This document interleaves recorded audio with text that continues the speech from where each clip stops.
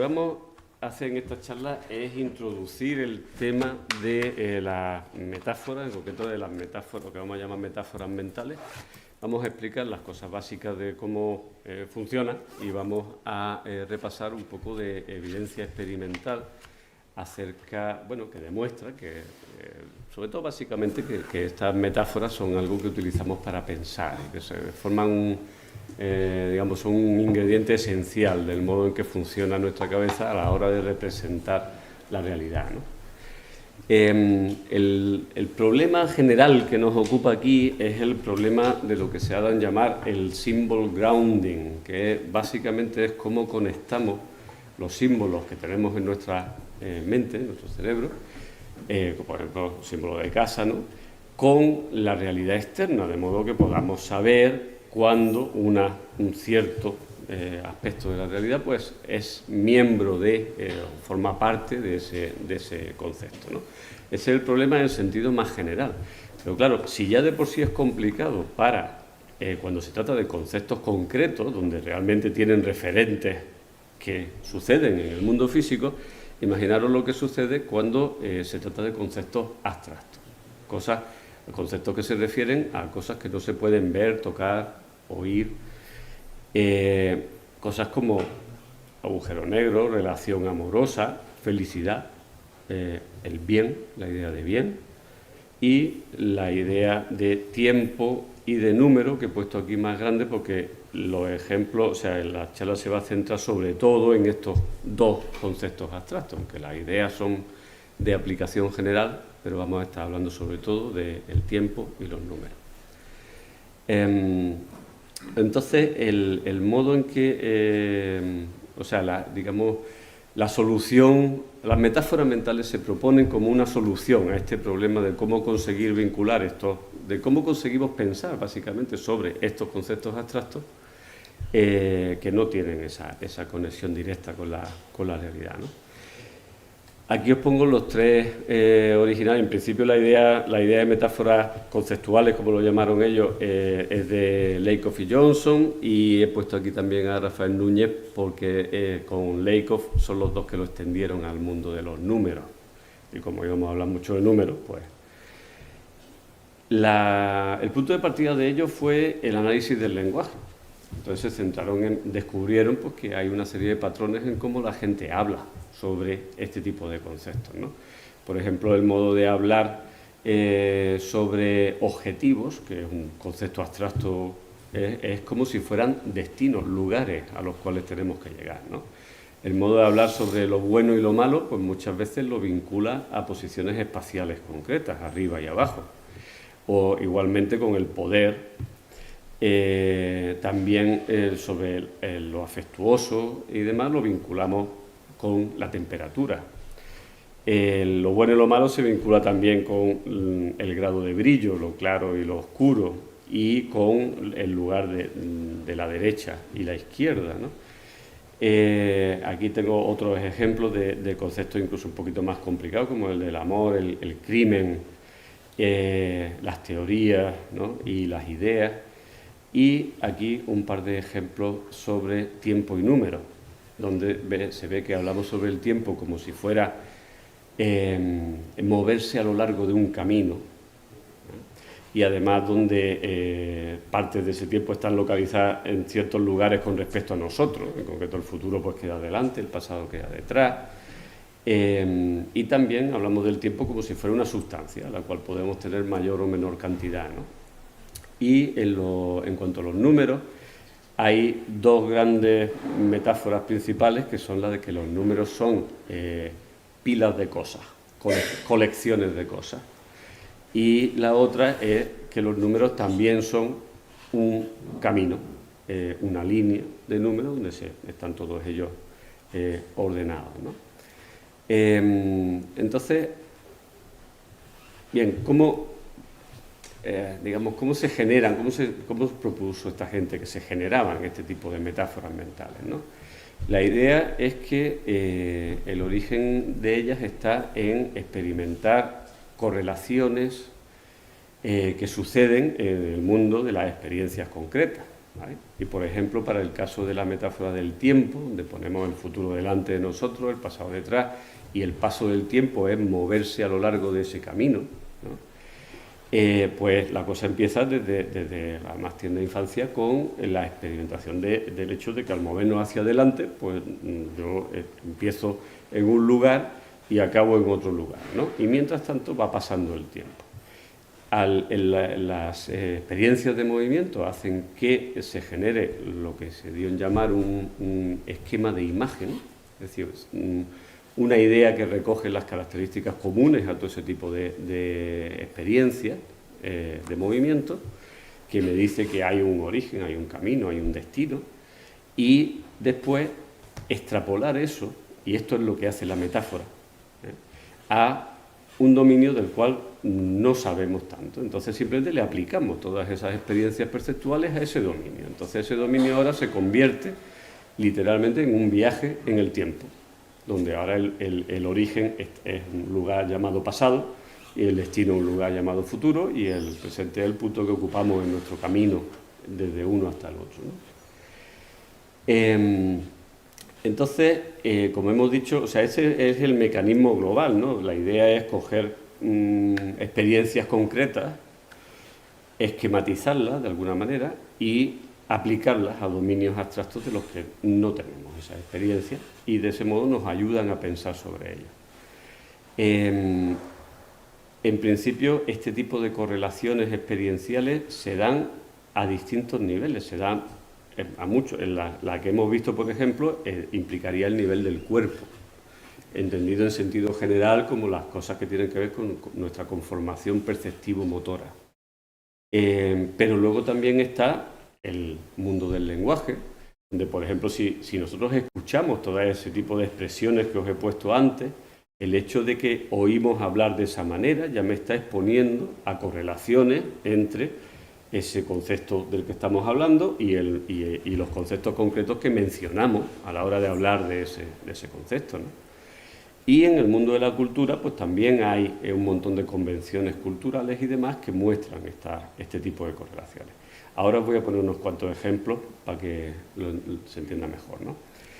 También existe la posibilidad de que algunas de estas correlaciones tengan una base innata, no solo se adquieran a lo largo de la vida del individuo, sino que sean tan básicas y tan generales que los niños vengan ya preparados, de algún modo, con un cierto conocimiento innato acerca de ellas. No vamos a tocar este tema aquí, pero había que ponerlo por completar las posibilidades, ¿no? Ejemplos aquí, pues por ejemplo para la metáfora que liga lo bueno con el espacio superior y lo malo con el espacio inferior, ¿no? Pues a nivel del lenguaje,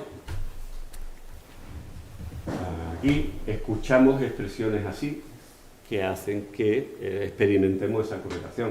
A nivel del cuerpo, cuando uno está alegre, normalmente adoptamos posturas más erguidas y expansivas, mientras que cuando estamos tristes o en situaciones malas o lo que sea, tendemos a encerrarnos, reducirnos de tamaño, etcétera, ¿no? Y a nivel de la cultura, pues hay, por ejemplo, convenciones como coger y a los ganadores, cosa que se asocia con lo bueno, evidentemente, los ponemos más altos a los siguientes, ¿no? Y los perdedores siempre están abajo. ¿Se pierde esto o qué? Y fijaros, por ejemplo, cómo eso también se nota en este tipo de gráficos y dibujos que alguien hizo para expresar esa idea que le interesaba en ese momento, pero fijaros cómo esas correlaciones están ahí, ¿no?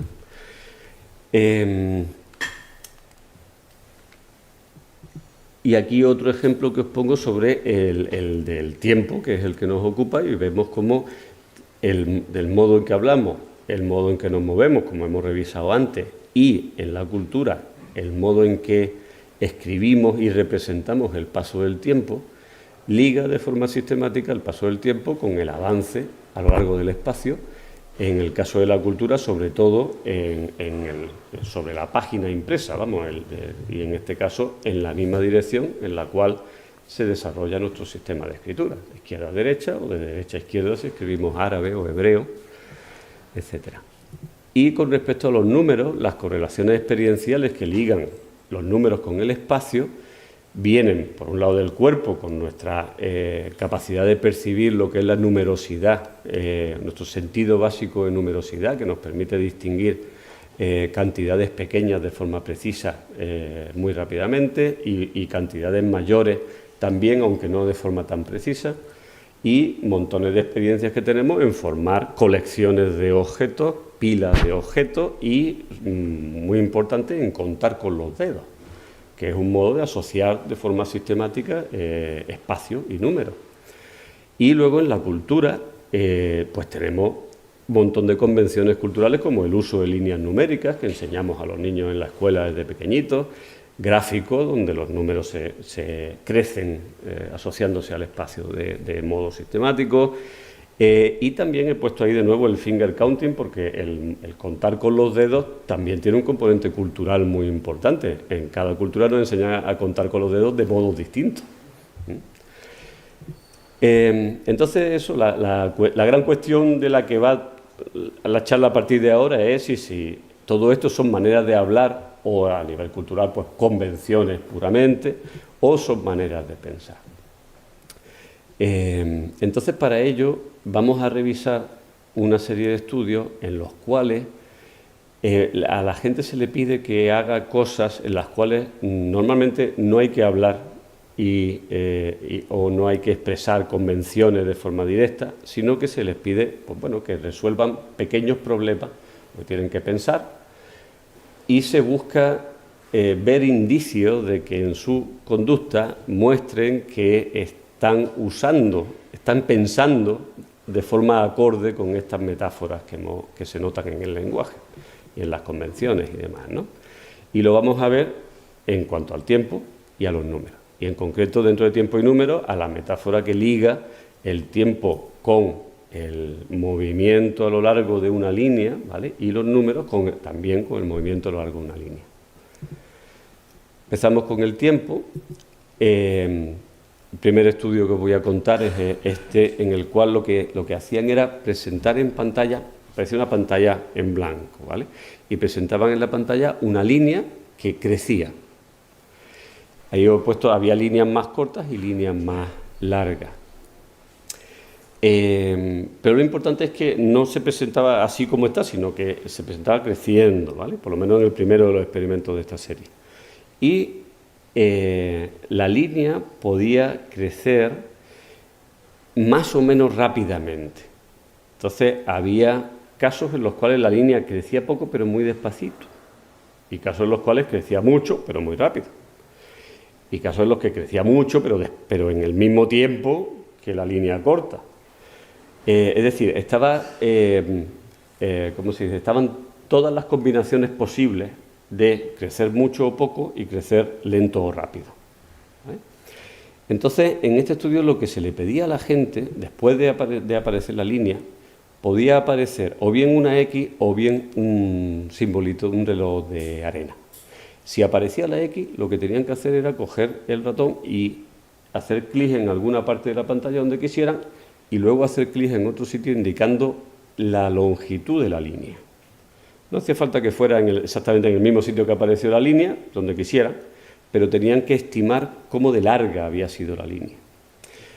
En el caso del tiempo, lo que tenían que hacer era, sin necesidad de mover el ratón, hacer clic en cualquier sitio de la pantalla y volver a hacer clic en el mismo sitio una vez creyeran que había pasado el tiempo que la línea había tardado en crecer. Es decir, en un caso tienen que estimar la longitud de la línea, en otro caso tienen que estimar la duración que la línea tardó en crecer. Bien, estos resultados son cuando las personas estiman el espacio, en este caso, en función de lo que realmente se alargó la línea. Es decir, líneas que eran más largas, pues la gente las estimó, como podéis ver, bastante bien, haciendo estimaciones más largas. Y líneas que eran, esta es la duración real de las líneas en milisegundos, desde 1 segundo hasta 5 segundos, ¿no? Pues líneas que duraban más, la gente estimó su duración de forma correcta como más larga, ¿vale? Pero lo importante es que, fijaros que hay un pequeño grado, una cierta cantidad de ruido, de variación ahí, ¿no? Entonces la gente tiene un cierto grado de error. Y ahora en este estudio lo que nos importa mucho es ver qué pasa con ese error, si esto quiere pasar, qué pasa con ese error en función de la otra dimensión que se está manipulando. Entonces aquí tenemos lo que la línea crece y aquí la duración que la gente le estima. Este es hasta qué punto la longitud de la línea afecta al tiempo que tú crees que ha tardado en crecer. Y si os dais cuenta, hay un efecto sistemático, es decir, mientras más larga es la línea, más se estima que ha durado la línea, que ha tardado la línea en crecer. Y de forma muy interesante, cuando hacemos lo contrario, que es ver cómo la duración real de la línea afecta a la longitud que tú le estimas a la línea, ahí se vio que no hay un efecto de la duración sobre la estimación espacial. Y esto se interpretó como señal de que efectivamente espacio y tiempo están ligados, pero es un vínculo que no es igual de fuerte en una dirección que en la otra, sino que el espacio afecta mucho más al tiempo que el tiempo al espacio, lo cual cuadra con lo que es de esperar si pensamos que la metáfora, digamos, lo más básico en la parte espacial, y se está aplicando a nuestro razonamiento sobre la parte temporal. Fijaros que estamos hablando de razonamientos muy básicos, no es como hacer una teoría sobre el tiempo, es realmente una cosa casi es psicofísica realmente, es estimar lo que dura algo. Vale, en otro estudio de esta misma gente, lo que hicieron fue decir, vale, vamos a ligar esto con cómo la gente habla sobre el tiempo. Y en inglés resulta que es que casi siempre hablan en términos de longitud, es lo más frecuente. It was a long time. También pueden decir how much time you have, pero no es tan común. En cambio, en español, por ejemplo, o en griego, o en otras lenguas, se suele hablar más del tiempo en términos de cantidad. Entonces lo que hicieron fue repetir el estudio con las líneas y añadir otra situación en la cual lo que la gente estima es la cantidad de agua que hay en un contenedor. Y se ve, el contenedor se va llenando en pantalla, ¿vale? Y tú estimas cuánta cantidad de agua se llena y el tiempo que tarda en llenarse. Entonces, esto lo hicieron con gente que habla inglés, que habla indonesio, griego y español. La altura de la barra aquí lo que nos indica es cómo de fuerte es la influencia de una dimensión sobre otra, ¿vale? En el caso de la interferencia de distancia, nos está diciendo cuánto interfiere la distancia real, la longitud de la línea, sobre la estimación del tiempo que se tarda en llenar que tarda en crecer esa línea. Y la interferencia de volumen es cuánto interfiere la cantidad de volumen que se genera sobre la estimación del tiempo también que se tarda en llenar ese recipiente. Entonces, mientras más alta la línea, mientras más alta la barra, mayor interferencia de una cosa con la otra. Entonces, aquí lo que podemos ver es que los hablantes de inglés muestran una interferencia importante del espacio sobre el tiempo, como ya vimos en el estudio anterior, y muy pequeñita del volumen sobre la estimación del tiempo. En cambio, los hablantes de indonesio la muestran un poco mayor, ellos en indonesio se tiende a hablar del tiempo como en inglés, y en cambio en griego y en español, que tendemos a hablar del tiempo en términos de cantidad, sucede lo contrario, y nos afecta mucho más el que crezca un volumen a que aumente una distancia. Bien, otro estudio, curiosísimo también, tiene que ver con dónde se sitúan el futuro y el pasado. Y en este estudio lo que hacían era coger a la gente, ponerla de pie, taparle los ojos y le ponían una lucecita en la rodilla para poder grabarlos en vídeo y poder medir exactamente la posición de esa lucecita. Y diréis, ¿y esto para qué? Ahora veréis. Entonces le decía que una persona cuando está de pie con los ojos tapados, no podemos evitar, como no tenemos referencia visual, no podemos evitar cierto bamboleo. Y entonces le decían a un grupo de personas, le daban la instrucción de imaginarte un día de tu vida cotidiana hace 4 años, es decir, en el pasado. Y a otro grupo, igual, pero en el futuro dentro de 4 años.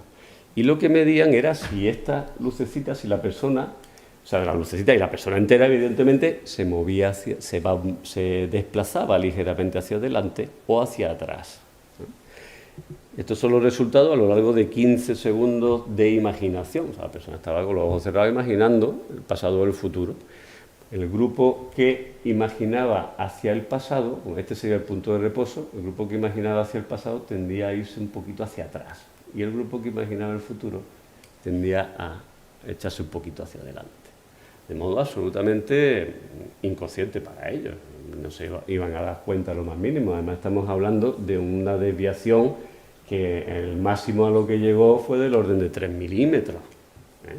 Pero fijaros cómo el cuerpo muestra que internamente está haciendo esa conexión en la cual estás pensando en algo que para ti está delante de ti, por tanto tiendes a aproximarte a él, ¿no? Otro estudio, de nuestro laboratorio, lo que hicimos fue ver si también el tiempo tenía una relación con el espacio en izquierda y derecha. Hemos visto que por la asociación con la escritura, es de esperar que gente que escribimos de izquierda a derecha pongamos el pasado a la izquierda, el futuro a la derecha. Pues lo que hicimos fue presentar en pantalla palabras que se refieren a pasado y al futuro, como ayer y mañana, y decirle a la gente que presionara 2 teclas, una a la izquierda, otra a la derecha, para indicar si la palabra se refiere al pasado o se refiere al futuro.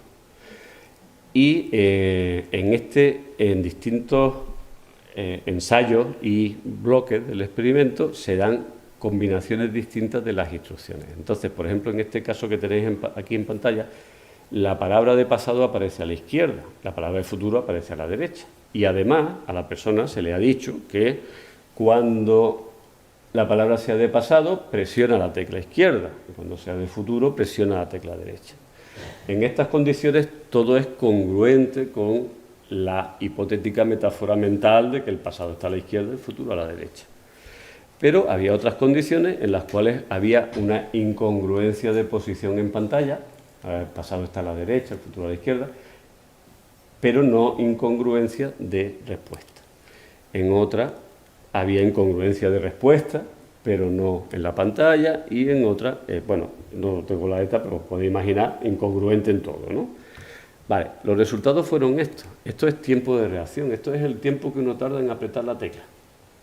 Se mide en milisegundos y como veis son tiempos que van de 1 segundo y 1/10 a 1 segundo y 1/10 y un chispo. Es decir, que estamos hablando de efectos que son demasiado rápidos para que nadie se dé cuenta a ojo de ellos. Y sin embargo ahí están. El de la respuesta fue más fuerte y en total a lo mejor era un incremento de unos, si se promedia estos dos casos, de unos 70 milisegundos, ¿vale? 7 décimas de segundo. Pero como veis, cuando la cosa es congruente, bueno, pasado y posición en pantalla a la izquierda, la gente es más rápida, y cuando es incongruente, más lenta.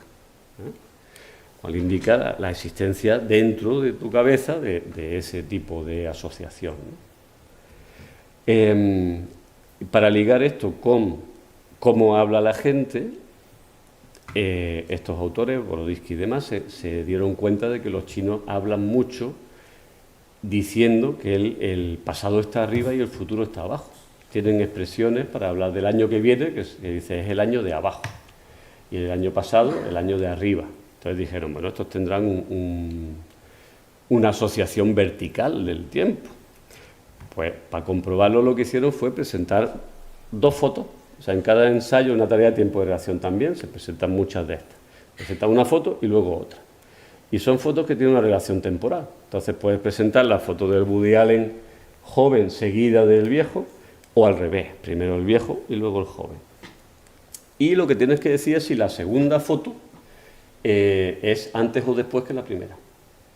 Entonces, está juzgando el tiempo también y el truco aquí fue que a un grupo de personas le pusieron el teclado normal de izquierda a derecha, pero a otro grupo se lo pusieron así en vertical, le marcaban con un colorcito las teclas y tenían que presionar o arriba o abajo. Y la lógica es similar a la del estudio que os acabo yo de contar. De hecho, la parte de teclado vertical, horizontal es una replicación, tiene que ver con el tiempo de izquierda a derecha. Y había, pues, en las teclas, o sea, en las instrucciones de respuesta, la organización podía ser, digamos, canónica, con el pasado o bien arriba o bien a la izquierda, en el teclado a la izquierda, o no canónica, ¿vale? Y entonces los resultados fueron estos. La parte horizontal, si os fijáis, encuentra lo mismo que ya encontrábamos nosotros. Se es más rápido en la orientación canónica, que es donde tienes el pasado a la izquierda y el futuro a la derecha, que en la no canónica, que están al revés. Pero fijaros qué le pasa a los chinos cuando la orientación es vertical y compararlo con lo que le pasa a los que hablan inglés. Para los que hablan inglés, el pasado arriba, futuro abajo les da exactamente igual, son igual de rápidos que al revés. Y en cambio para los chinos no, es mucho más natural para ellos la organización de pasado arriba, futuro abajo. Lo cual vincula esto a 10 minutos para mí o 10 minutos para los dos. Ah, vale. Está bien. Vamos bien. Entonces vamos bien. Bien, entonces ahora os voy a contar unas cuantas cosas similares con respecto a la línea mental numérica. De hecho, son muy similares, por tanto, vais a pillarlas enseguida. Con los números se han hecho exactamente, o sea, estudios con exactamente la misma lógica que los que os he enseñado yo del tiempo. Se ponen números pequeños y números más grandes en pantalla. Y la tarea ahora es decir, por ejemplo, en este caso, si el número S es menor o mayor que 5. Y entonces la persona, en una situación congruente, aquí no se manipula, en esta versión particular de la tarea, no se presentan a la izquierda o a la derecha, sino que simplemente se manipula la congruencia de respuesta. Congruente es que te pongan en la respuesta menor que 5 en la mano izquierda y la mayor que 5 en la mano derecha. Incongruente, pues sería hacerlo al contrario, ¿no? Esto genera un patrón de resultado totalmente análogo al que hemos visto con el tiempo. La gente es más rápida en la condición congruente que en la incongruente, lo cual se ha interpretado como que tenemos esa línea mental en nuestra cabeza donde los números van de izquierda a derecha.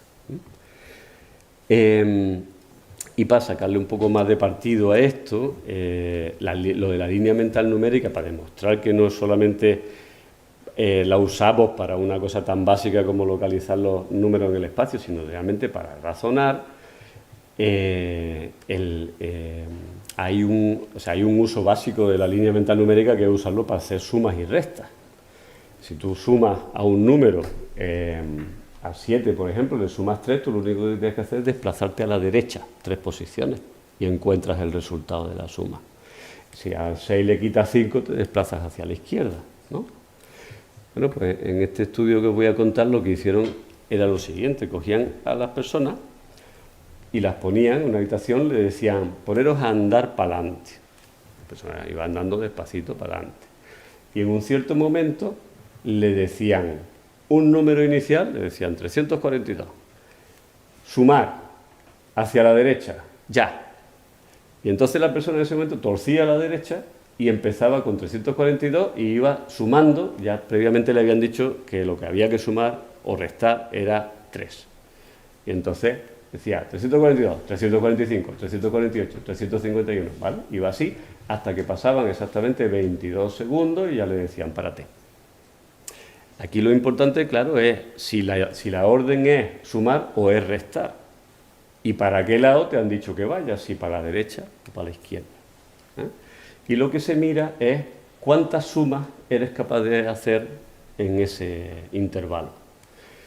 Los resultados indicaron que cuando la cosa era congruente, es decir, te están diciendo sumar y ir a la derecha, la gente hace más suma, un promedio de 10, que cuando es incongruente, donde hace un promedio un poquito menor.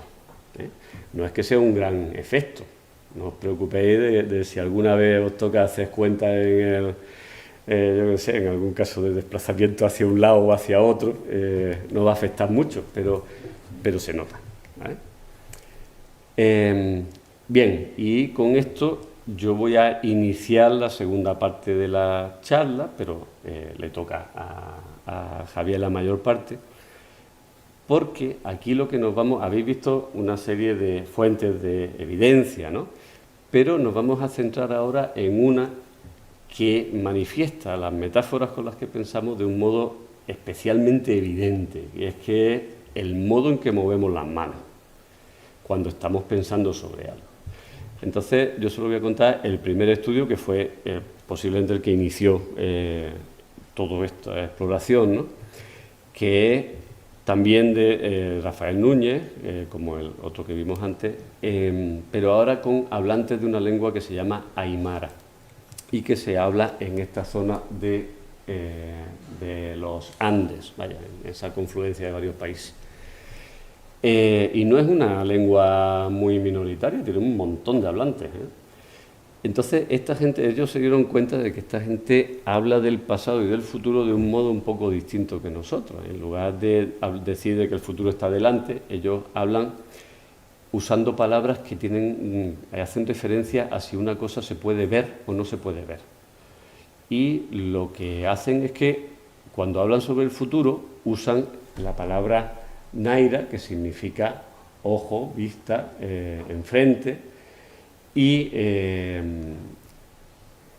no, perdón, cuando hablan del futuro no, cuando hablan del pasado usan esta palabra. Entonces, por ejemplo, para referirse al año pasado dicen el año de enfrente, y cuando se refieren al año futuro dicen el año de atrás, porque para ellos, en fin, especulan los autores, para ellos el futuro es algo que no se puede ver, porque uno nunca sabe qué va a pasar, mientras que el pasado yo lo puedo ver con claridad, yo sé lo que ha pasado. Bueno, pues ellos dijeron, ¿y esta gente de verdad piensa así o es solo una manera de hablar? Y lo que hicieron para mostrarlo, las fotos son muy malas, pero es que son las que están publicadas en el artículo. Lo que hicieron fue una cosa muy sencilla, que es grabarles en vídeo y decirles, no, que estamos haciendo un estudio sobre el aymara, para enseñárselo a la gente joven y tal. Entonces te vamos a preguntar simplemente que me expliquen lo que significan ciertas palabras en aymara. Como son también castellano parlantes, pues, y Rafael es chileno, pues hablaban en español y le decía, explícame qué significa naira mara en aymara, ¿no? Y entonces estaban grabando los gestos que hacían las personas sin que ellos fueran conscientes en absoluto de que se les estaba, de que lo que importaba eran sus gestos, ¿verdad? Entonces aquí podéis ver cómo esta persona se ve más o menos cuando está explicando naira mara, mientras dice, se refiere al tiempo, eso es el modo de hablar del tiempo antiguo, está señalando hacia adelante, ¿veis? Y cuando se refiere a tiempos mucho más antiguos, tiempos prehispánicos, señala mucho hacia adelante y más lejos todavía, mucho más para allá. En este otro ejemplo, esta persona, a la hora de hablar, de explicar el concepto que significa tiempo pasado, ¿veis?, mueve la mano hacia adelante. Y para explicar futuro, lo que hace es moverla para atrás. Y el ahora, eso sí, está aquí, colocalizado con el hablante. Entonces ese fue el estudio que dio inicio a este tipo de exploraciones, pero esto pues se ha disparado y ahora Javier os va a explicar lo que pasa. ¿Tu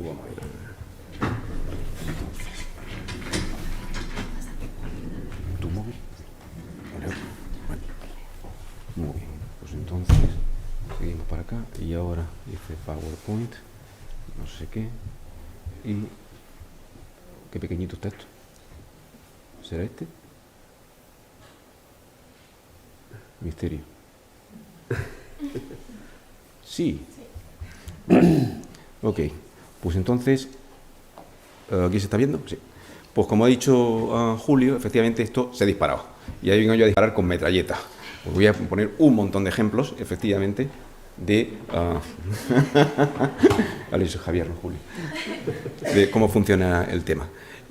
Nosotros tenemos no voy a contar de dónde ha salido, pero tenemos una maquinita estupenda para recopilar un montón de datos de todo tipo. Entonces tenemos una base de datos ahora mismo recopilada de miles de ejemplos con gestos que hace la gente con expresiones temporales, ¿vale? Y lo tenemos con español y con inglés.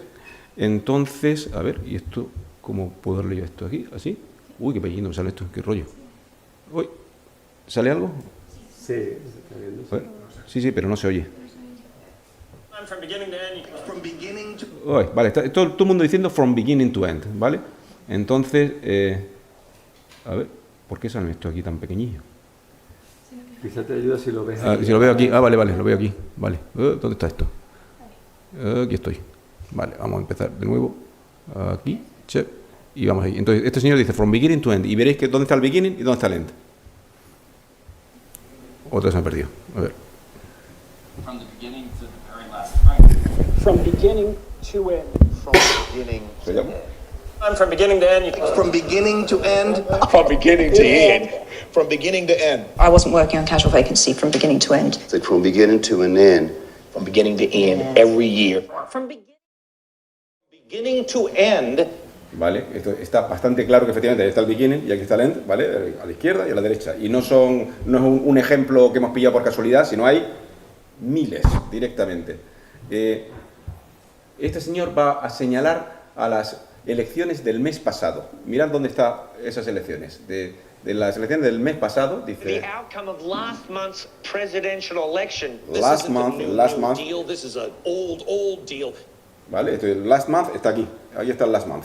Y esto no es new news, sino esto es old. ¿Para qué está el new y para qué está el old? Y él dice, no, esto es old, esto va para aquel lado. Tenemos... A ver... ¿Qué follón me estás dando esto ahí? Maravilla.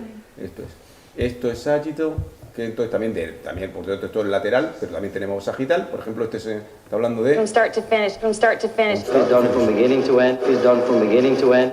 From start to finish. From start to finish. From start to finish. From start to finish. ¿Se está oyendo el audio? Sí, vale. Seguimos para adelante, si quiere. A ver. Ok. Tenemos incluso algún caso raro, ¿vale? De nuestros gestos chinos, efectivamente, veamos, que gente en inglés hablando, diciendo tiempo vertical. Entonces aquí es un poco más extraño, pero también hay. From beginning to end. From start to finish, you hold your hand. He's from start to finish. Martha Stewart is here. From start to finish, lo cual tiene sentido también porque efectivamente, aunque nosotros en inglés no se hace de izquierda a derecha, pero los calendarios, todo vamos de arriba abajo. Está claro, tiene sentido que el pasado esté arriba y el futuro está abajo. Entonces de esto tenemos un montón de ellos. Entonces aparte de la cosa aparte de la cosa de recopilarlo y decir, mira, sí existen, efectivamente la gente cuando está hablando de manera natural espacializa el tiempo, pone el futuro en un sitio y tal. Hemos hecho estudios para ver exactamente cómo funciona la cosa, detalles del asunto. Por ejemplo, este estudio que hice con Daniel Alcaraz aquí presente, efectivamente fuimos a ver cómo variaba el tipo de gesto con la distancia temporal. Entonces, a la hora de hablar del tiempo, pues hay expresiones que son no espaciales, como earlier than o later than, que ahí no hay espacio que valga, es simplemente antes o después. Pero efectivamente sí hay metáforas espaciales, como por ejemplo back in those days o the future's ahead of us, delante de nosotros. Y luego tenemos unas peculiares, que efectivamente son las de distant past o way in the past, near past, que dicen si está cerca o está lejos, pero no dice exactamente dónde está, ¿vale? Está el pasado distante, que lo mismo está por ahí, o por ahí está, o está por ahí, o a saber dónde está, ¿no? Entonces lo que nos fijamos es en cuando el futuro es distante, o cuando el futuro es cercano, o cuando el pasado es distante o el futuro es cercano, qué tipo de gesto hacen. Y aquí veis un señor que va a decir... In the distant past of this region. En the distant past, hace un gesto amplio. Y aquí, back in those days no nos interesa, que vamos reprisa. Near future hace un gesto mucho más pequeñito. In the near future. In the near future, okay, near future. Entonces, hicimos un pequeño mapping del asunto, los clasificamos los gestos en el centro es cuando hace un gesto sin salirse de los hombros, ¿vale? Cuando hace por aquí y por en medio. La periferia es cuando se sale un poquitillo y la extreme periphery es cuando es un gesto muy largo. Y como veis, efectivamente, cuando está hablando de cosas distantes, por ejemplo, el pasado lejano o el futuro lejano, efectivamente en el centro hacen poquitos, en la periferia hacen más y en la extreme periphery hacen muchos más gestos. Y cuando es la proximidad, cuando está hablando del futuro cercano, el pasado cercano, de repente hacen muchos en medio, menos en más grande, y, o sea que está perfectamente cruzado, ¿vale? La longitud del gesto se corresponde perfectamente con la distancia temporal. Entonces no solamente es digamos, el que el gesto aparece como espacializamos el tiempo, sino más lo podemos manipular, estamos como tocándolo. De hecho, este es un ejemplo más curioso en lo que hay un señor que va a hablar de este espacio temporal que es From Genesis to Revelation, de la Génesis a la Revelación, y va a decir, de aquí empezamos, esto es el cacho de tiempo que yo tengo, un cacho, aquí te lo tengo, para que lo veas, y entonces empiezo aquí, acá, acá, y va como que se va recortando pan, va señalando diferentes cachitos de la cosa temporal. Yes. Black liberation theology being in the interpretation of Scripture from the oppressed, I think, well, that's the Jewish story. Exactly. From Genesis to Revelation. These are people who wrote the Word of God that we honor and love under Egyptian oppression, Assyrian oppression, Babylonian oppression, Persian oppression, Greek oppression, Roman oppression.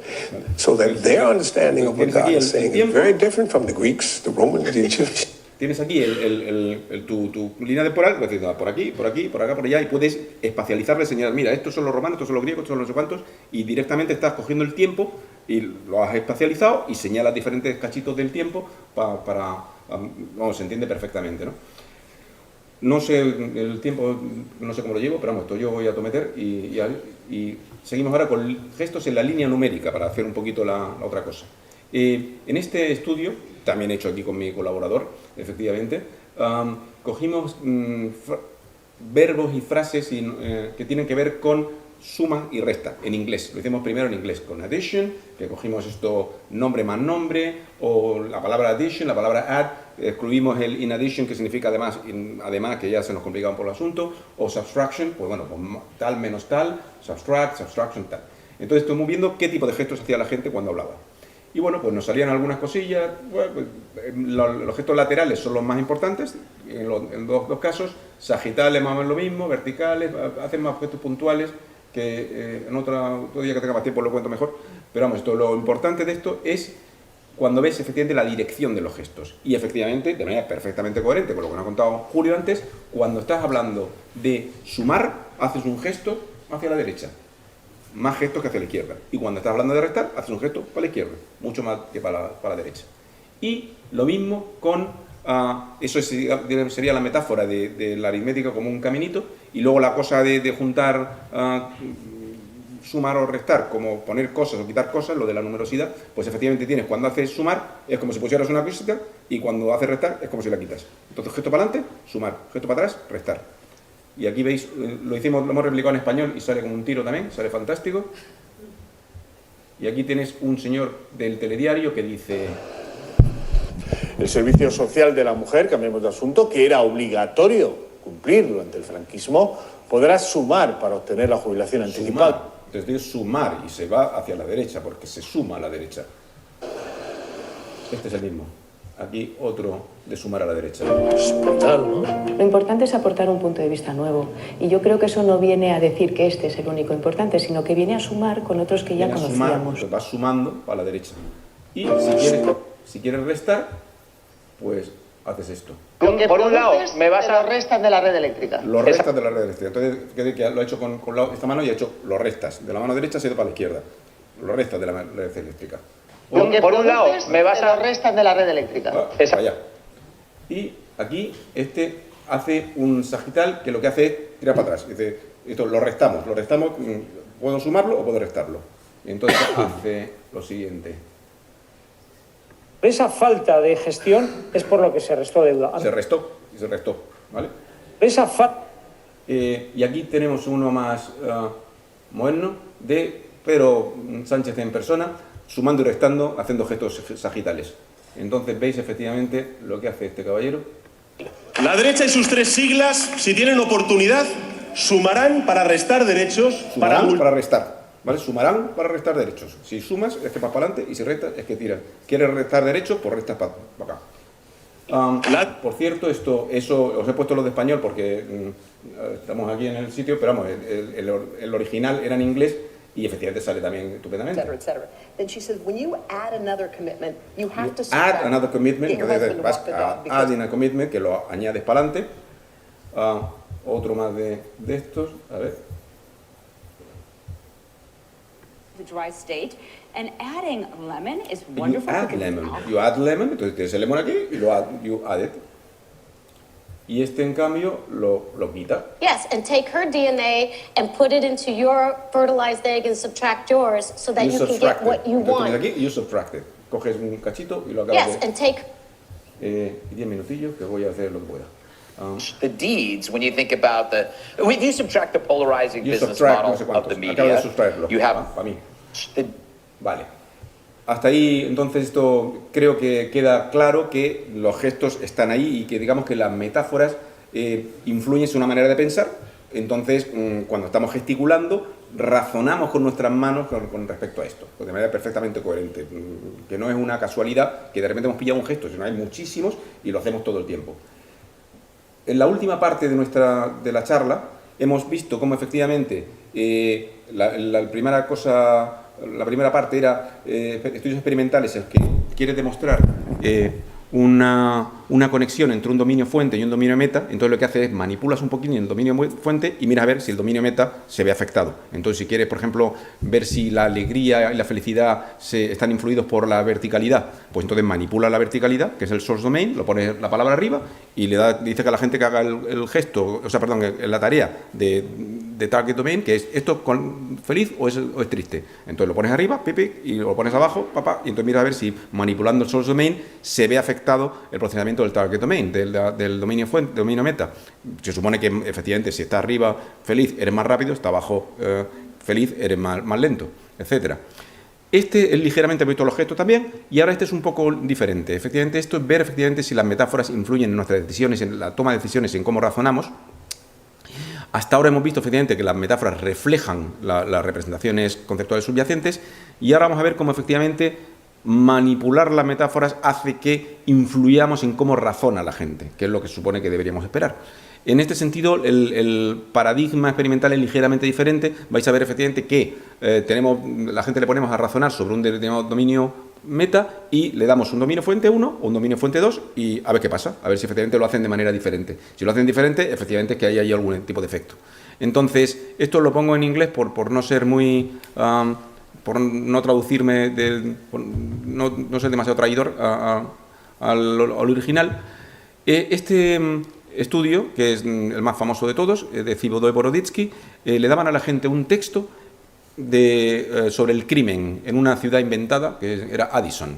Y entonces, en un caso, le decían, el crimen es una bestia salvaje que se está cebando con la ciudad de Addison. Entonces, el rango de crimen que había en este sitio, que era pacífico, ha incrementado y no sé cuántos, y entonces parece que el crimen está acechando en las vecindad y tal. Entonces te daba un rollete sobre el crimen. Y a continuación, exactamente lo mismo, pero cambiando la metáfora de crimen como una bestia por crimen como un virus. El crimen es un virus que infecta la ciudad de Addison. Entonces ha subido no sé cuántos y tal, y el crimen es una plaga que infecta exactamente el mismo texto, pero cambiando la cosa.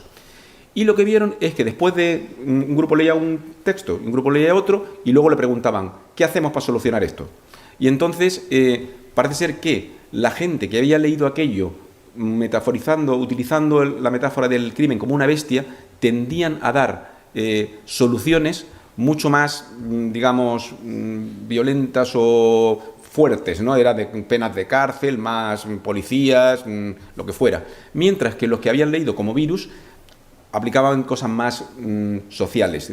Si hay mucho crimen, pues hay que hacer cuidar de la gente que no tiene dinero, hacer un programa de reforma, bla, bla, bla. Entonces parece que la gente razonaba de manera diferente y luego lo llegaron a reducir a una sola palabra, y con una sola palabra ya, de repente pensabas, esto es importantísimo, y para lo que es la retórica, para lo que es, los políticos están con esto todo el tiempo, claro. Los políticos son expertos en este tipo de cosas, te dan una palabrita y a continuación ya, ¡bum!, te hacen que pienses en lo que sea de una manera coherente con lo que ellos quieren. Digamos, las metáforas son poderosísimas para estas cosas y esta gente está utilizando todo el tiempo. De hecho, está aquí las metáforas de guerra, que han sido también muy estudiadas, y gente aquí en el público que sabe más que yo del tema. Entonces, ha habido gente que se ha puesto muy de moda la cosa de la guerra. Vamos a declarar la guerra, las Naciones Unidas le darán la guerra al plástico del océano, o la arma secreta de la comida rápida en la guerra contra la ensalada, o esto... En las grandes guerras del gluten no puedo estar imparcial, o las guerras de las bolsas de plástico, o Hillary Clinton por la guerra sobre los videogames. Entonces, hay estudios de todo esto. Estos son, digamos, aquí tenéis las referencias, todas estas cosas se han hecho, y lo que se ve efectivamente es qué es lo que pasa cuando se comparan este tipo de cosas, cuando utilizamos guerra o cuando utilizamos otra cosa. Por ejemplo, estos estudios de aquí comparaban cómo pensamos sobre el cáncer, ¿vale?, que es el target domain, cuando utilizamos la metáfora de guerra o la metáfora de viaje. ¿El cáncer es un viaje o el cáncer es una guerra? Y efectivamente, bueno, pues veían efectivamente que estos encontraban ejemplos, efectos, que efectivamente parece que es más difícil aceptar la adversidad cuando es metáfora de guerra. Estos también hicieron metáforas de guerra contra metáforas neutrales para hablar de cáncer. Y parece ser eso, que en este caso era un poco negativo, porque utilizar una metáfora de guerra reduce aquello de la prevención. Esto eran los policías como guerreros o como guardianes, y a ver qué es lo que pasaba, y esto es la política como guerra o como neutral. Entonces, más o menos por ahí van los tiros. Como veis, efectivamente, todos los dibujitos de cuando luchamos contra el cáncer, ves ahí el tío dándole un espadazo a este y tal, te le pega a este no sé cuánto, en fin, toda la cosa de la guerra y el cáncer está muy utilizada. Entonces, parece que hay unos ciertos efectos beneficiosos de las metáforas de guerra, porque capturan la atención de la gente, es una cosa como muy emocional, no es una guerra, pues en una guerra tienes que vivir o morir, entonces, caramba, se ve como muy importante, ¿no? Te proporciona, aparte, acceso inmediato a el esquema de la guerra, sabes un montón de cosas de la guerra, están los que avanzan, los que redan, la vanguardia, las armas, las no sé cuántos hay, las treguas, yo que sé, tenemos un montón de información sobre la guerra que inmediatamente tienes disponible para estructurar la cosa del cáncer. Aquí efectivamente, por ejemplo, esto también otra de los beneficios es que motivan a la gente para tomar una posición muy clarita, y esto define mucho a la gente, ¿vale? Coge la guerra y ya sabes tú que la gente se polariza perfectamente, ¿no? Pero por otro lado, parece que hay efectos que no son tan beneficiosos. De hecho, también aquí hay gente que se ha dedicado a hablar de las metáforas de guerra con el COVID. Efectivamente, gente de la casa y gente de muy cerquita, efectivamente, metáfora de guerra en COVID, que decían, no, cuidado, para hablar del COVID, lo de la guerra está bien, pero hay ciertas cosillas, ¿no? Entonces parece ser que un efecto no tan beneficioso es que pueden favorecer una forma un poco simplista y combativa de ver el mundo. Entonces, bueno, pues no es una cosa de razonar y tal, sino esto es vivir o morir. Entonces, en fin, tiene sus inconvenientes. En el caso de pacientes con cáncer, es posible, en algunos casos le hacen sentirse más culpable, porque si estás en una guerra y sigues malito, pues eso quiere decir que eres un soldado muy malo, lo estás haciendo muy mal, y caramba, culpabilizar al pobre que tiene cáncer encima de todo, pues es un poco extraño. Parece que disminuye el interés de las personas en la detección del cáncer y los tratamientos preventivos, ¿vale? Porque si es una guerra, pues yo que sé, cuando venga el enemigo ya veré lo que hago, pero si estoy en mi casa no hago nada. En cambio, efectivamente, para tomar medidas preventivas tienes que identificar explícitamente que esto es un medio de luchar contra el enemigo, si no, no funciona. Y luego parece que en algunos casos son eficaces o incluso perjudiciales en situaciones como gente que tiene cáncer sin esperanza de supervivencia, o si te pasas de rosca parece que aquello no funciona. Si se enfatiga mucho tiempo, aquello va peor, ¿no?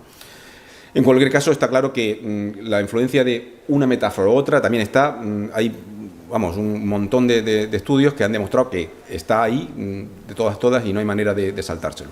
Entonces voy a concluir yo, y si quieres tú añadir algo, pues lo añades. Pero en principio, estamos de acuerdo los dos, efectivamente existe evidencia suficiente que hay ciertos conceptos, no todos, ¿vale? Pero a ciertos conceptos claramente se estructuran metafóricamente. Y lo vemos en estudios de tiempo de reacción, en estudios de laboratorio, en gestos, en razonamiento, en donde tú veas, vemos efectivamente que es coherente como pensamos con esta cosa de la metáfora. Las metáforas mentales entonces son herramientas reales, ¿vale?, que se utilizan para razonar sobre muchos dominios, como el temporal y el homérico, que espero que se haya quedado bastante claro. aunque efectivamente hay un montón de cosas por hacer. No quiero decir, pues estupendo, ancha Castilla, esto es fantástico, todas las metáforas del mundo funcionan. En realidad hay un cierto peligro porque no siempre las metáforas, las maneras, en algunos casos las maneras de hablar son maneras de pensar, en otros casos no, ¿vale? Entonces hay que ir uno a uno viendo efectivamente, vale, si hablamos de esta manera, ¿eso quiere decir que pensamos de esta manera? Pues vamos al laboratorio, vamos a estudiar esto y entonces vamos a ver si sí o si no. Aparte del montón de cosas que nos quedan por hacer, de cómo afecta el contexto, de cómo afecta el hablante, cómo la tarea, hay un montón de detalles todavía que tenemos que ir puliendo, pero que las metáforas existen, que son reales y que mentalmente las utilizamos, creo que está fuera de toda duda. Y muchas gracias. O para hacerlo con un gesto.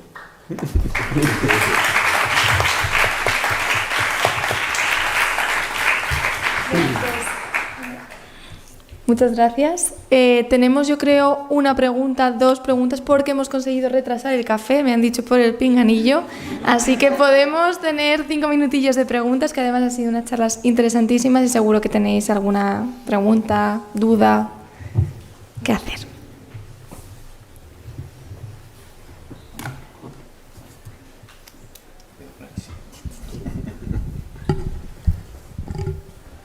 A ver si alguien se anima. Bueno, muchas gracias a los dos por la charla que habéis dado y ajustaros al tiempo.